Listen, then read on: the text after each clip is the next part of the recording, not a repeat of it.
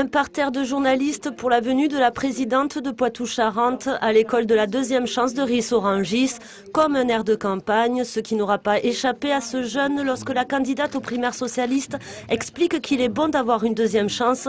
Il lui répond tout naturellement, comme vous en politique, de quoi faire rire toute la salle, Ségolène Royal y compris. Puis direction l'ancienne usine de Lude Danone, fermée en 2003, la Cour d'appel de Paris a récemment donné raison à 19 anciens salariés. Cette Cour d'appel, enfin, a dit clairement, et c'est absolument incontestable au regard des éléments qui ont été au fondement même de cette décision, que si on a licencié ici, c'est simplement parce qu'on voulait faire plus de profit et envoyer un signal au marché boursier afin que l'action Danone augmente. Inscrire dans la loi l'illégalité des licenciements boursiers, une des propositions de Ségolène Royal, mais pas seulement.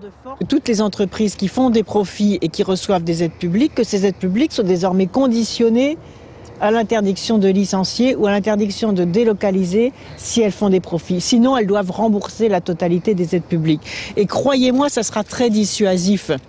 Une visite loin d'être anodine, la candidate aux primaires socialistes est venue sur les terres de son rival, Manuel Valls.